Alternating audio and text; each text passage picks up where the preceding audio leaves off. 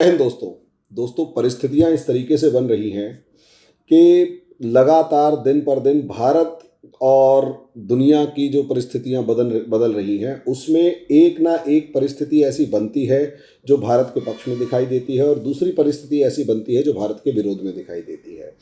कारण उसका ये है क्योंकि ये जो दुनिया के समीकरण बदल रहे हैं बड़े ज़बरदस्त हो रहे हैं और इस समय पर दुनिया एक अलग ही लेवल के अलग ही फेज में अलग ही चरण में चल रही है। अब वहाँ हो क्या रहा है, किस तरीके से हो रहा है और परिस्थितियाँ किस तरीके से बदल रही हैं, आज उसके ऊपर डिस्कशन कर रहा हूँ। लेकिन उससे पहले रिक्वेस्ट ये है कि आप हमारा चैनल लाइक करें, सब्सक्राइब करें, शेयर करें, बेल आइकन ज़रूर दबाएं ताकि जल्दी से जल्दी वीडियो हमारी जो वीडियो है वो आप तक पहुंच सके। और दूसरी चीज़ दोस्तों ये है कि हम एक एनसीईआरटी का मैपिंग का बैच स्टार्ट करने जा रहे हैं 22 जनवरी से।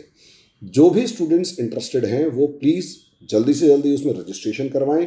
बहुत ही नॉमिनल फीस है। कंप्लीट ज्योग्राफी मैपिंग की complete geography plus mapping NCERT का जो कोर्स है वो 1100 रुपये के अंदर हम आप लोगों को प्रोवाइड कर रहे हैं। पीटी से पहले अप्रॉक्सीमेट 2 महीने के अंदर कोर्स कंप्लीट हो जाएगा। जल्दी से जल्दी आप इसमें रजिस्ट्रेशन करवाएं। रिकॉर्डेड लेक्चर्स साथ में मिलेंगे तो आपको वैसे भी कोई प्रॉब्लम नहीं आएगी। रजिस्ट्रेशन करवाएंगे तो ज़्यादा बेटर रहेगा ताकि आप लोग इससे जुड़ पाएँ और बेनिफिट ले पाएँ कि असलियत में डायमेंशंस क्या क्या कवर हो रही हैं। अब आ जाते हैं दोस्तों टॉपिक के ऊपर। टॉपिक है हमारा अफगानिस्तान के अंदर कुछ नए समीकरण इस तरीके से बन रहे हैं, या यूं कहें अफगानिस्तान और मध्य पूर्व में कुछ नए समीकरण इस तरीके से बन रहे हैं कि कहीं ना कहीं भारत को इस समय पर फायदा मिलता दिखाई दे रहा है। और अगर भारत को यहाँ फायदा हुआ और पाकिस्तान यहाँ लगातार बेवकूफ़ी पर बेवकूफ़ी करे जा रहा है, और अगर यहाँ पर पाकिस्तान इसी तरीके की बेवकूफ़ियाँ करता रहा और भारत को ज़्यादा फायदा, थोड़ा सा भी भारत इसके अंदर संभल के खेल गया तो यकीन मानो परिस्थितियां भारत के पक्ष में हैं और सिचुएशंस जो हैं वो काफ़ी ज़्यादा पॉजिटिव होने वाली है। और पाकिस्तान की तो ऐसी तैसी, चाइना को भी कहीं ना कहीं हम कंटेन करके रख देंगे, दबाव में बुलाकर रख देंगे। मामला क्या है, असलियत में एक अलग ही दुनिया के अंदर अलग ही लेवल के समीकरण बन रहे हैं। अगर आप देखेंगे एक तरफ बेलारूस जो एक बैटल ग्राउंड बन चुका है यूरोप और रशिया के बीच में, यूरोपियन यूनियन और रशिया के बीच में, दूसरी तरफ यूक्रेन एक तरीके का बैटल ग्राउंड बन चुका है यूरोपियन यूनियन और रशिया के बीच में। जॉर्जिया जो है वो कहीं ना कहीं भले ही बैटल ग्राउंड नहीं बना है लेकिन एक पोटेंशियल थ्रेट है इस समय पर रशिया के लिए।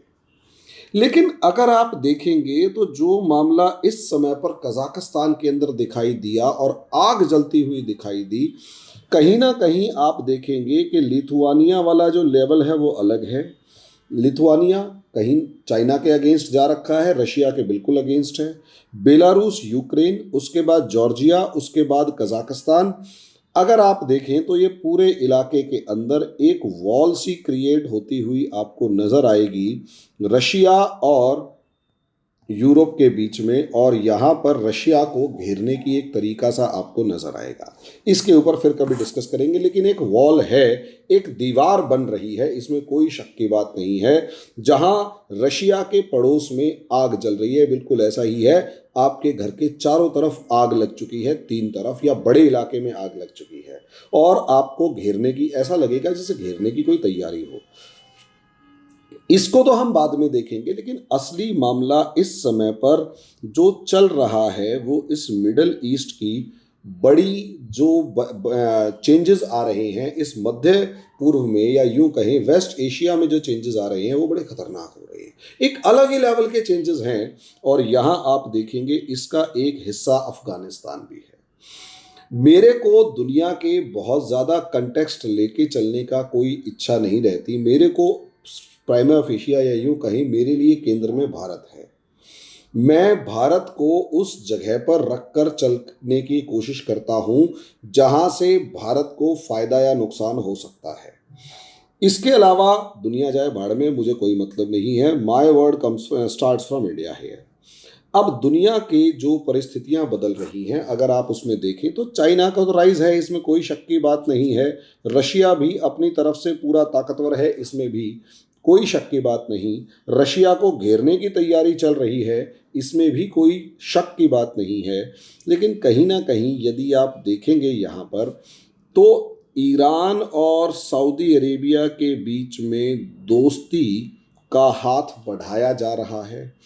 अमेरिका जो है वो पूरे तरीके से ध्यान बनाने की कोशिश कर रहा है कि भाई आज नहीं तो कल ईरान के साथ एक तरीके की न्यूक्लियर डील हम लोग कर लेंगे, और इस न्यूक्लियर डील का असर ये होगा कि उस न्यूक्लियर डील से ईरान के परमाणु कार्यक्रम के ऊपर नियंत्रण करने की कोशिश की जाए। हालांकि दोनों इस समय पर एक दूसरे पर दबाव बनाने की राजनीति कर रहे हैं कि ईरान पूरी ताकत से दबाव इंडिया पर बनाना चाहता है, अमेरिका पर बनाना चाहता है कि या तो मेरी टर्म्स कंडीशंस मानो वरना अच्छा नहीं होगा। वहीं अमेरिका भी ईरान पर उतना ही दबाव बनाना चाहता है कि अगर आप मेरी बात नहीं मानोगे तो आप इकोनॉमिकली बर्बाद हो जाओगे, और कहीं ना कहीं आपको चाइना और रशिया जैसे देशों की गोद में मजबूरी में जाकर बैठना पड़ेगा। हमारे साथ आ जाओ, आप इंजॉय करोगे लाइफ को। अब ऐसी सिचुएशन के अंदर अगर आप देखें तो इंडिया यहाँ जिस लेवल पर खड़ा होगा, इंडिया की सबसे ज़्यादा पॉजिटिव पॉइंट अगर या इंडिया को यहाँ पर इस समय पर सबसे ज़्यादा ज़रूरत है तो वो अमेरिका और ईरान की दोस्ती की है।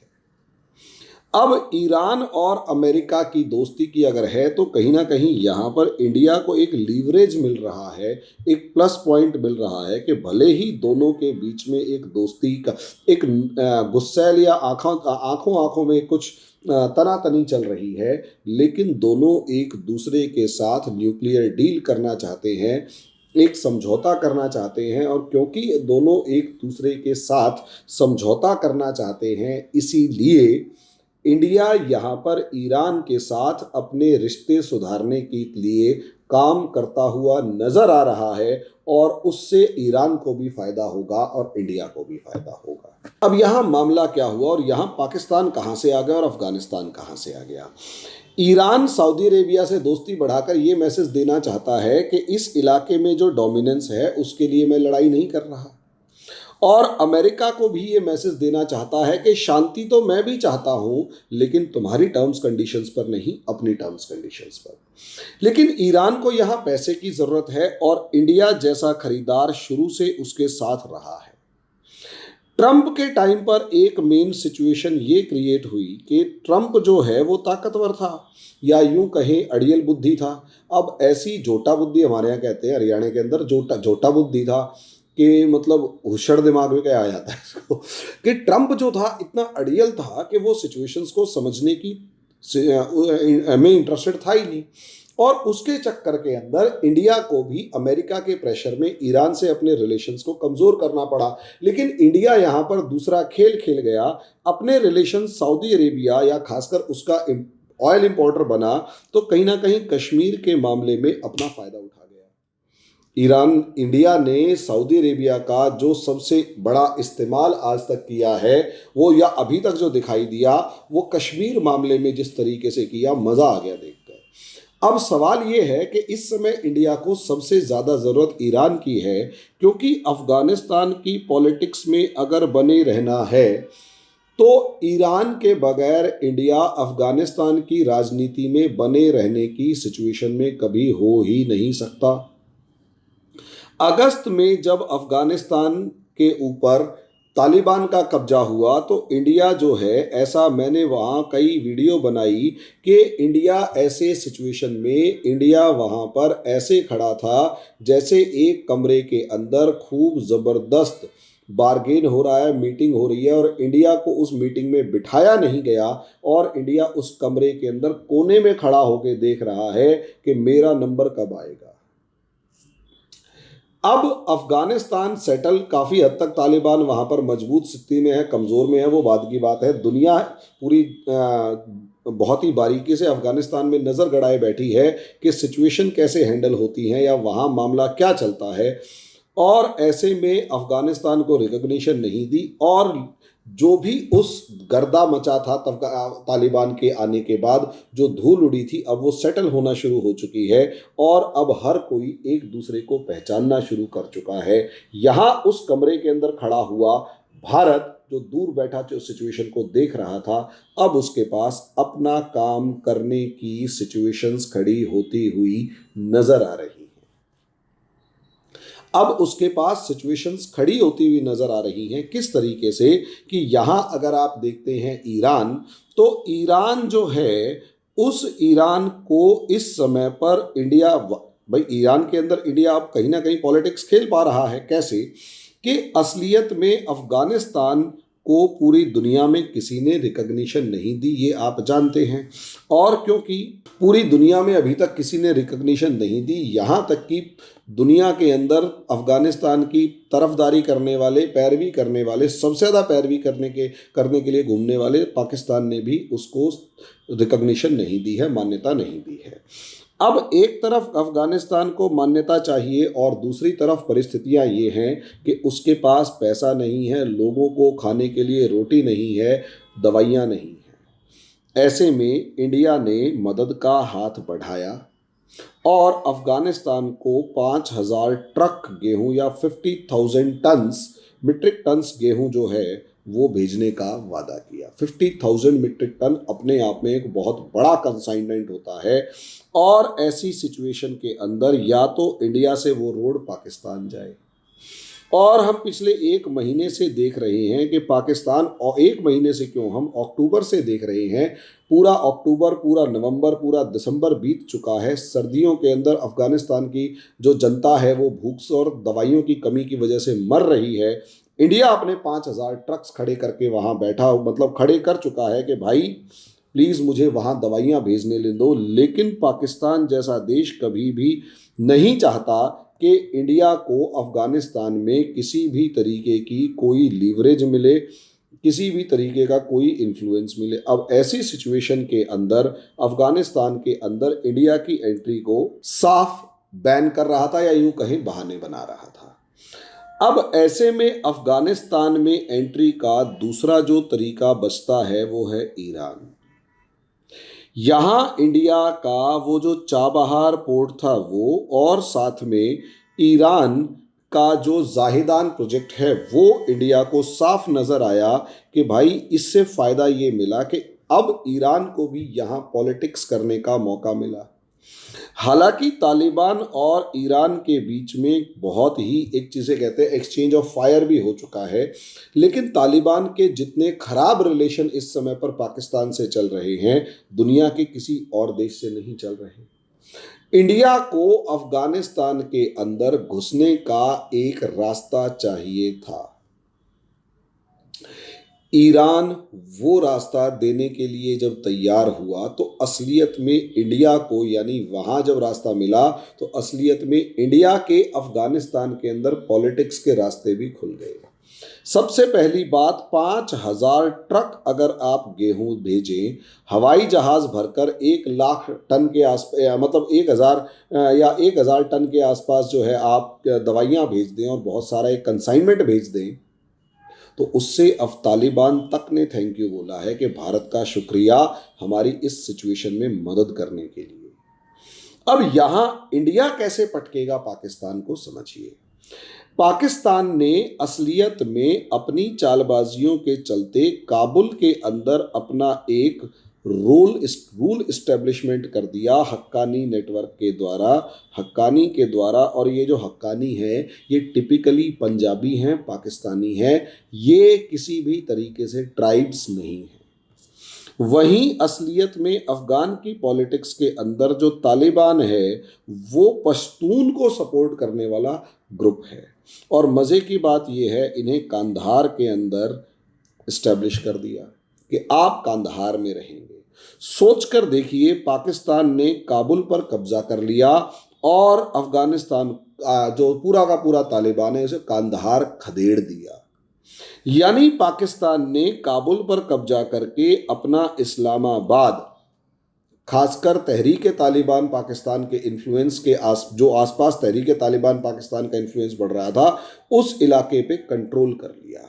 यानी इस पावर पॉइंट को, यानी दूसरे देश की राजधानी पे जाकर उसने अपने बंदे बिठा दिए। ये पॉलिटिक्स तो खेल ली, लेकिन वहां पर तालिबान को सपोर्ट करने वाली कोई पावर किसी तरीके से मौजूद नहीं थी।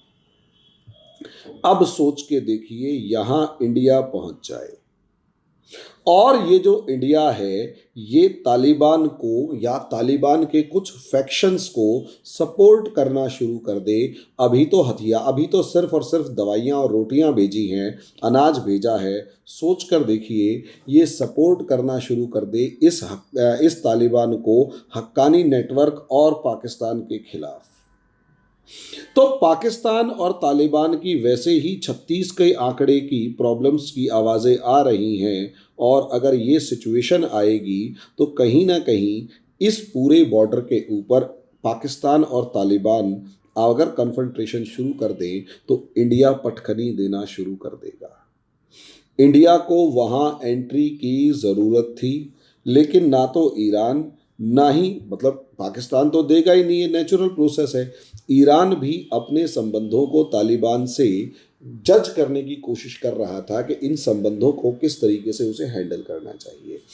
अब लगभग पिक्चर क्लियर हो चुकी है, और इंडिया की सीधी सीधी पॉलिटिक्स अब ये है कि वहाँ के ग्रुप्स को सपोर्ट करे, वहाँ के ग्रुप्स को पाकिस्तान के अगेंस्ट सपोर्ट करे, आगे बढ़ाए, जिसका सीधा सीधा नतीजा इस बॉर्डर के ऊपर टेंशन बढ़ना। पाकिस्तान यही तो नहीं चाहता था, लेकिन अब करना पड़ रहा है। और यहाँ से इस हक्कानी को खदेड़ना, यहाँ पर तालिबान को बिठाना, और उसके बाद तालिबान का इस्तेमाल पाकिस्तान के खिलाफ करें, और इस पूरे इलाके को, पाकिस्तान को इसके वेस्टर्न बॉर्डर पे एंगेज करके रखा जाए, ताकि हमारे इस बॉर्डर के ऊपर पाकिस्तान सोच भी ना पाए।